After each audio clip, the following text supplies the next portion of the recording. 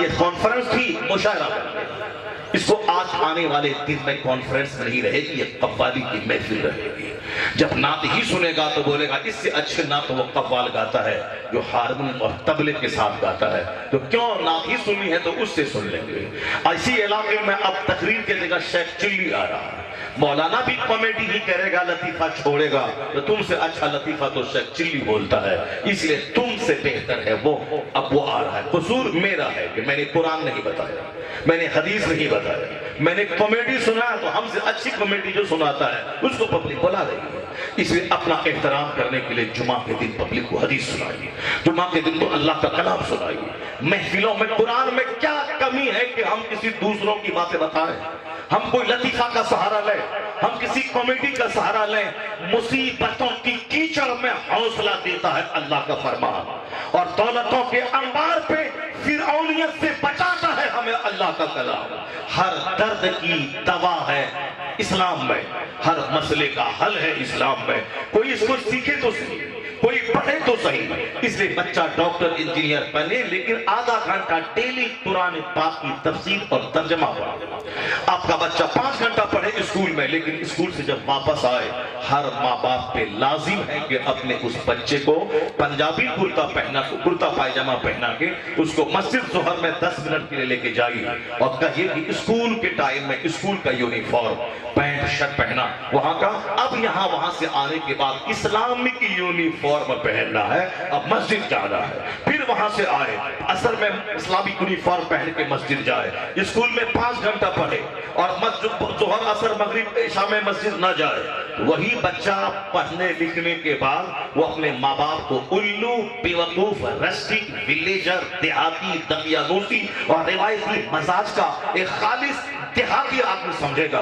لیکن اگر آپ نے اپنے بچوں کو 5 گھنٹے اسکول بھیجا اور وہاں سے آنے کے بعد اس کو اسلامک پلیس میں مسجد بھیجا 10 منٹ کے لیے ظہر میں عصر میں، آپ ان کو بولا کہ 5 گھنٹے وہاں اور 5 گھنٹے گھر میں ٹیوشن پڑھ، کوچنگ میں پڑھ اور ماسٹر کو ٹیوٹر رکھوا کے پڑھا، اور اسی درمیان جہاں 10 گھنٹے پیٹ کے لیے پڑھائی کرے گا وہیں 10 منٹ مصطفیٰ کی حدیث امام صاحب کے حجرے میں جا کے سیکھ لے، تاکہ جنت جانے میں یہ حدیث اس کا ساتھ دے۔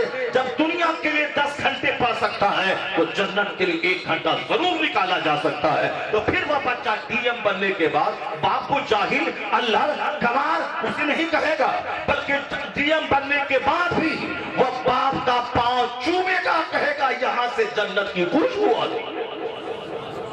وہ اپنی ماں کی پیشانی کو چومے گا، وہ اپنے باپ سے جڑا رہے گا کہ ہم چاہے ڈی ایم بنے مگر میرا مربی، میرا پیدا کرنے والا میرا باپ تو یہی ہے۔ اگر یہ پیدا نہیں کرتا تو پھر آج ہم اس عہدے پہ کیسے جاتے؟ اصل بنیاد تو یہی ہے، اسی نے مجھ کو جنم دیا ہے، اور اپنے خالق اور اپنے مالک جو ماں باپ کے ذریعے جنم دیا ہے اس خالق مالک کی عبادت کرے گا، بولے گا ڈی ایم بنا پیسہ کما کے پیٹ پالنا ہے، اور یہ نماز پڑھنے کے بعد سجدہ کرنے کے بعد اپنے رب کو پہچان کر مرنے کے بعد رب کی جنت جانا ہے۔ جس طرح دنیا میں کھیتی گھر میں چل کے نہیں آتی، روزی دینے والا اللہ ہے، مگر مجھے کھیت جانا ہوگا، مجھے دکان میں 8 گھنٹے بیٹھنا ہوگا، مجھے اسٹرگل جدوجہد کرنا ہوگا۔ روزی دینے والا اللہ ہے تو گھر میں بیٹھ جائیے، اللہ روزی دے گا اور ضرور دے گا، مگر آپ اتنے چالاک اور ہوشیار ہیں دنیا کے بارے میں کہ اللہ روزی دینے والا ہے مگر کھیت جانا ہوگا، اگر ہل نہیں چلائے، اس میں روپا نہیں کرے، بیج نہیں ڈالے گیہوں کا بھی نومبر دسمبر میں، تو پھر مارچ اپریل میں کہاں سے گیہوں کاٹیں گے؟ ابھی تو جانا ہوگا، کھیت میں ہل چلانا ہوگا، مزدور رکھنا ہوگا، کام کرنا ہوگا، ابھی تو صبح ہوئی دکان جانا ہے، 10 گھنٹہ بیٹھنا ہے، تب پیسہ لے کے شام میں گھر آئیں گے۔ گھر میں نہیں اللہ دینے والا ہے، اللہ رزاق ہے، روزی دینے والا ہے، ہم دکان میں کیوں جائیں، شام میں پیسہ چل کے آ جائے گا۔ نہیں، اس معاملے میں تو بالکل بیوقوف پاگل آدمی بھی ہوشیار ہے۔ نہیں، دینے والا ہے اللہ، مگر دکان تو جانا ہوگا، نوکری تو کرنی ہوگی، رات بھر فیکٹری کے سامنے لاٹھی لے کے دربانی کرنی ہوگی، 10,000 روپے ماہانہ مہینے کے آخر میں ملے گا اور بال بچے کھائیں گے۔ تو جس طرح یہ گرہ باندھ لیا آپ نے کہ روزی دینے والا اللہ ہے مگر کھیت کھلیان دکان جانا ہوگا، یہ بھی بچوں کی گٹی میں پلا دے کہ دنیا میں تو روٹی کے لیے ذریعے کا استعمال کرتے ہوئے دکان مکان جانا ہوگا، تو جہاں کھربوں سال کی جنت میں رہنا ہے، اس جنت کے جانے کے لیے یہ نہیں بولنا ہوگا اللہ معاف کر دے گا، اللہ جنت دے دے گا۔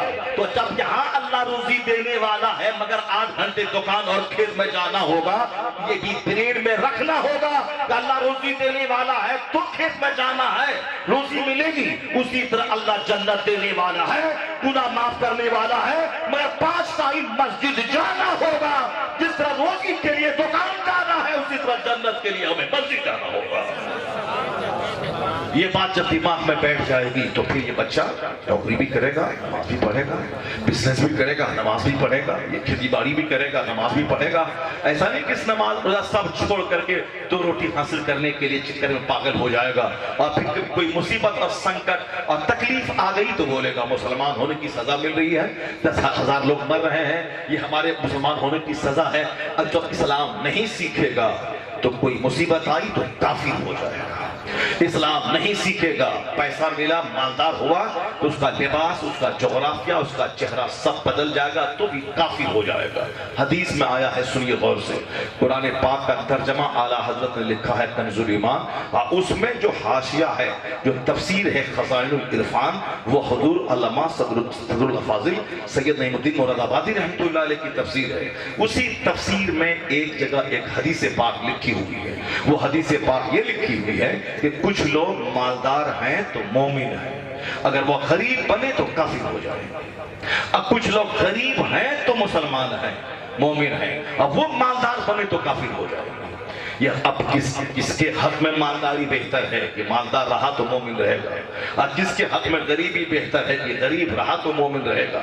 یہ مالدار بنا تو کافر ہو جائے گا، کوئی نہیں جانتا ہے۔ Nobody knows what will happen tomorrow۔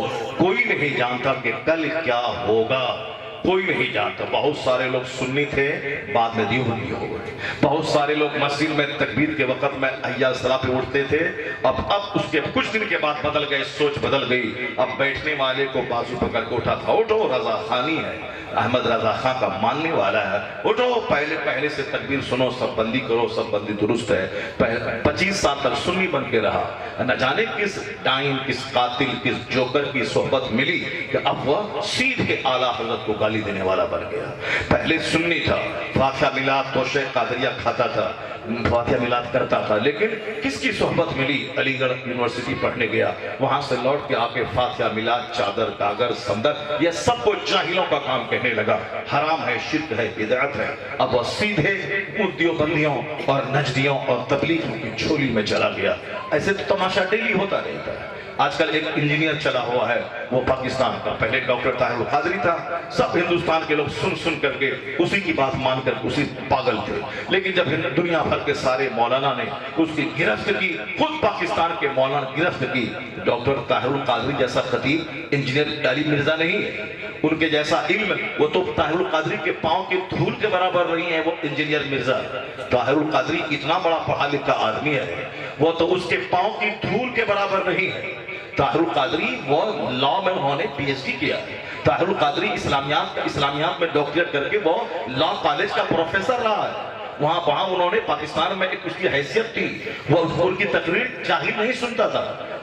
ظاہر سی بات ہے، جو کچھ نہیں جانتا ہے، جو کامیڈی بولے گا، جو قصہ کہانی بولے گا، وہ تو دیہاتی تو سن لے گا، لیکن انجینئر، ڈاکٹر، پروفیسر، سائنٹسٹ جو اسلام کا معلومات کا کیڑا ہے، وہ اس کے سامنے ایک جاہل گنوار آدمی اس کو ایڈریس کر پائے گا، اس کو خطاب کر پائے گا؟ کون کہتا ہے کہ آج کل مولوی ڈھیر ہو گئے؟ مولوی ڈھیر ہو گئے مگر کوڑا کرکٹ کی طرح ڈھیر ہو گئے، اچھا مولوی نہیں ملتا ہے۔ مچھا مولوی وہ ہے جو جمعہ کے دن آدھا گھنٹہ خطاب دے تو اسلام سمجھا، جس کی زبان شستہ ہو، جس کی معلومات گہری ہو، جو اسلام کی دعوت کو ماحول کے حساب سے قائدی سے سمجھا سکے۔ ایسا کہاں ہے؟ لاکھوں میں کوئی مولوی نہیں ملے گا، بس وہی ایک قصہ ہے، وہی ایک کہانی ہے، وہی غوث اعظم کی ایک کرامت بیان کر دیا، آدھا گھنٹہ نکلا، ختم ہو گیا، جبکہ امام کو اتنا ٹائم ملا ہے محنت کرنے کا، ایک ہفتے تک وہ آدھے گھنٹے کی تقریر تیار کر سکتا ہے، 5 آیت کریمہ یاد کر لے، 5 مصطفیٰ کی حدیث 7 دن کے اندر میں یاد کر لے۔ فرصت کہاں ہے؟ موبائل موبائل چلانے سے، دوستوں کے بیچ میں گپ سڑکا کرنے اور گٹکا اور وہ گل چبانے سے فرصت کہاں ہے کہ وہ قرآن کی آیتوں کو رٹے گا، مصطفیٰ کی حدیث کو رٹے گا؟ ورنہ ہر جمعہ کو صرف 2 آیت پڑھ کے سنا دے پبلک کو اور 2 حدیث مصطفیٰ کی پڑھ کے سنا دے، یہ 4 بات میں آدھا گھنٹہ کیسے نکل جائے گا پتہ تک نہیں چلے گا۔ اسے بغیر سرکت کی کہانی کی ضرورت نہیں ہے، اسے وہاں جمعہ کے دن نعت پڑھنے کی ضرورت نہیں ہے، نعت پڑھنے کے لیے محفل میلاد ہے، اور نہ کہ وہ جمعہ کا ممبر آدھا 30 منٹ کا ٹائم ہے، اب 15 منٹ نعت پڑھا، 15 منٹ کوئی کرامت سنا دی، آدھا گھنٹہ ختم۔ یہ ان کی کمزوری ہے کہ وہ پڑھنا نہیں چاہتا، وہ محنت نہیں کرتا ہے۔ آج ہمارے لوگ نہیں جانتے اسلام، تو اب بتائیں کہ غریب گھر کا بچہ جس کے پاس نہ برین ہے اور جس کے پاس نہ اچھا علم ہے، وہ جو مسجد کے ممبر پہ خطاب کرے گا ایک ارب پتی کے سامنے، ارب پتی کے نزدیک اس کی بات کا کیا اثر ہے؟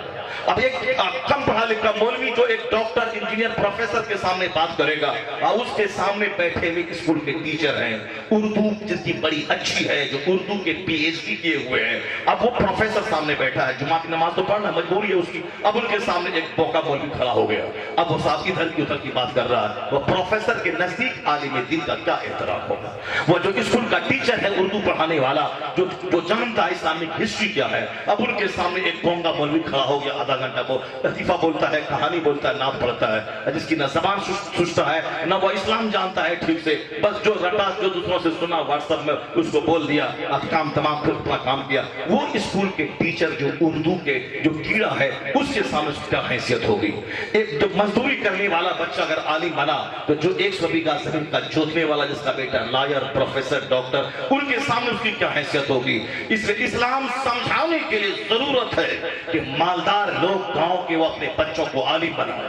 جتنی محنتیں انجینئر اور ڈاکٹر بنانے پہ کرتے ہیں اتنی محنتیں ایک اچھا عالم بنانے پہ کریں، تاکہ گاؤں سماج کے لوگ اوپر ایک رعب قائم رہے، ایک دھمک اس کی رہے۔ ورنہ معلوم ہے مزدور کا بچہ مولوی بنا، 1 منٹ دیر ہوئی تقریر میں یہ زمیندار کہتا ہے بیٹھ جاؤ بس ہو گئی تمہاری تقریر، کیوں؟ اس لیے یہ ان کی حیثیت کو جانتا ہے، اور اگر وہ زمیندار کا بیٹا ہوتا تو کسی کی ہمت نہ ہوتی کہ اس کو روک دے کہ تم نے ایک ساتھ چونکہ اس کی پراپرٹی کا ایک دھمک ہوتی ہے، زمینداری کی ایک دھمک ہوتی ہے، اور پھر علم کی گہرائی کی ایک دھمک ہوتی ہے۔ اس لیے ہمارا دوسرا طبقہ کمزور ہو، مگر عالم وہ بنے جس کے پاس علم کی گہرائی بھی زیادہ ہو اور خاندانی اعتبار سے اس کے پاس عظمت اور بڑائی کا بھی ایک بیک گراؤنڈ رہے، تاکہ پہلے لوگ تقریر غور سے سنیں تب عمل تو بعد میں ہوگا، اور سنے گا ہی نہیں تو کیا عمل کرے گا؟ وہ پہلی بات تو سماعت ہے، جب وہ ٹھیک سے سنے گا نہیں تو کیا عمل کرے گا؟ اس لیے مالداروں کو سامنے آنا ہوگا، اپنے بچوں کو انجینئر بنانے سے پہلے عالم بنانا ہوگا، تب سارے لوگ دین سیکھیں گے۔ اگر ایسا ہو گیا تو معلوم ہے مسلمانوں کا بچہ جاہل نہیں رہے گا، وہ اسلامی تاریخ جاننے والا رہے گا، وہ پیسے سے ہٹا کر کے اور امام کی خدمت کرے تو امام کو اب امام اسکول کا ٹیچر رہے، امام پروفیسر رہے، امام ماسٹر رہے، امام ڈیولپمنٹ آفیسر رہے اور مسجد میں امامت کرے۔ اب وہ یہ نہ بولے گا کہ ٹھیک سے بولنا ورنہ عصر سے پہلے ہٹا دیں گے، مغرب سے پہلے ہٹا دیں گے، وہ تو اسکول کا ٹیچر ہے، 1 لاکھ مہینہ وہاں سے مل رہا ہے، وہ تو امامت کر رہا دن کی خدمت سمجھ کر کے۔ اب کوئی ٹیچر کلاس کا آدمی ہم کو جو بھگانے کی دھمکی دیتا ہے اس لیے دیتا ہے کیونکہ ہم اس کے کھانے کے محتاج ہیں، ہم اس کے چندہ تنخواہ کے محتاج ہیں، اسی لیے ہم حق بول نہیں سکتے اور ڈٹ کے اسلام نہیں پیش کر سکتے۔ ہمیں ڈر لگتا ہے نمازی سے، ہمیں ڈر لگتا ہے مؤذن سے، ہمیں ڈر لگتا ہے مقتدی سے، ہمیں ڈر لگتا ہے متولی سے، ہمیں ڈر لگتا ہے سماج کے لوگوں سے۔ اگر فاتحہ پڑھنے نہیں گیا اس چور کے ہاں تو پھر وہ متولی کے کان بھر کے ہمیں نکالنے کی سازش وہ رچے گا، اس لیے میں حق نہیں بول سکتا۔ اگر چاہتے ہو کہ مسجد سے ہر جمعہ کے دن زبردست خطاب نشر ہو تاکہ ہماری آنے والی نسل اسلام سیکھے، اس کے لیے مالداروں کو سامنے آنا ہوگا، اپنے بچوں کو ماسٹر کی طرح، ڈی ایم کی طرح، ڈاکٹر کی طرح عالم بنانا ہوگا، پیسہ خرچ کرنا ہوگا۔ اگر ایسا ہو گیا تو تیرے بچے کا لوگ پاؤں بھی چومیں گے، پیشانی چومیں گے، دنیا بھی ملے گی اور جنت بھی ملے گی۔ اگر انجینئر ڈاکٹر بنا تو کھڑے ہو کے پیشاب کر کے اور اسلام کی توہین کر کے وہ تو جہنم چلا جائے گا، ممکن ہے کہ کفر بکے کافر ہو جائے۔ اور اپنے بچوں کو عالم بنائے، اپنے بچوں کو ڈاکٹر بھی بنائے، عالم بھی بنائے، انجینئر بھی بنائے، عالم بھی بنائے۔ تب پتا چلے گا کہ صحیح اسلام کون سکھاتا ہے. اور پھر اس کے بعد ایک دھمک ہوگی اس کے بعد کہ طاہر القادری جیسا پڑھا لکھا آدمی اس کے سامنے علی انجینئر علی مرزا وہ صاحب ایک چھوٹا موٹا مولوی ہے. یہ مولوی چپر چپر چپر چپر چپر چپر کرتا ہے. کیونکہ ہمارے ہاں کوئی لگام تو ہے نہیں کہ کون مولوی بنے گا, کون تقریر کرے گا, کون نہیں کرے گا. بھائی اس کمپٹیشن پہلے پاس کرو, تب اس کے بعد ڈگری ملے گی, سند ملے گی, تب خطیب بنے گا. نہیں, یا تو ہر جوکر, ہر مداری اور ہر صاحب وہ ٹوٹگی بجانے والا جو چاہا کھڑا ہوگا اسٹیج پہ. اب قرآن نہ پڑھنا ہے, نہ حدیث پڑھنی ہے, نہ اسلام پڑھنا ہے, بس جو من